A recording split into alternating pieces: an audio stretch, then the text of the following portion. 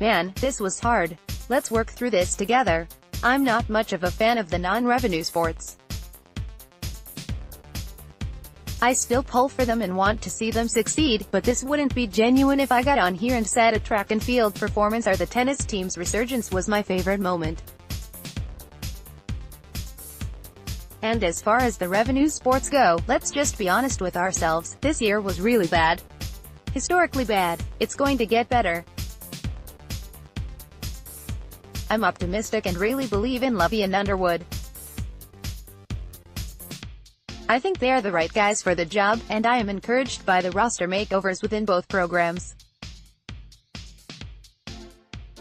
I can be positive and still look at the 2017-18 revenue sports season and admit it was absolutely terrible in just about every way. I'm a hoops guy first and foremost, but this year there wasn't much to write home about it. I also naturally hold the basketball program to a higher standard. I'm excited about the future. I loved the Brad Underwood hire, Trent Frazier is our savior, and I'm pumped for Ayodo Sunmu and TVM Jones, but nothing really got me up and out of my seat this year. The early disappointment and heartbreak, way too much heartbreak, killed my spirit fairly quickly and far earlier than usual. Football on the other hand went 2-10 and 0-8 in conference play. It's also bad, but like I said, my expectations for this year's team were pretty low. I figured we were staring down the barrel of our worst year in a long time. The youth and the, still, new coaching staff wasn't a promising combination. My favorite Illinois moment of the year was the first half of the Illinois-Iowa football game in Iowa City, a game that the Illini lost 45-16. Listen, I'm not happy or proud that this is my favorite moment either, but it is what it is. Illinois wasn't even leading at halftime of this game. They were down 17-13 after an Iowa touchdown with 8 seconds left in the half. Illinois actually outgained the Hawkeyes on offense 252-248. It was one of 3 times Illinois would accomplish that during Big Ten play. The team was 2-2, Mike Epstein was playing well, and the rest of the country didn't know we were the laughingstock of the Big Ten yet. More importantly, it was the only time Illinois looked like it belonged on a Big Ten football field all year.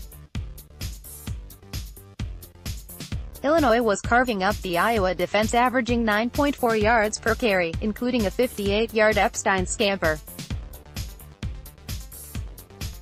Lewis Dorsey had a 40-yard reception, and the Illini put together 3 scoring drives in the half, including one for a touchdown. They also would have had another touchdown if not for a few questionable, ineligible player downfield calls whistled against the young offensive line. We were complaining about the refs. Most of the other games this year were so out of hand that there was no point to complain about the officiating. We got to be regular football fans. I remember actually audibly cheering during that half, and then also feeling real disappointment when the drive at the end of the half ended with a field goal. I was trash-talking my personal Hawkeye friends and family and having a grand old college football Saturday. It was one of the only fun halves as an Illini football I can remember having over the past few years.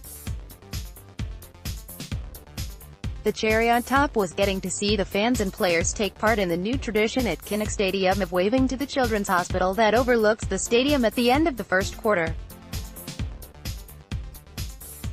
It's important to watch how awesome the wave is again. By the way, I proudly put on an orange and blue sweater and my roommates and I marched to a local bar in our neighborhood to watch the second half amongst the public.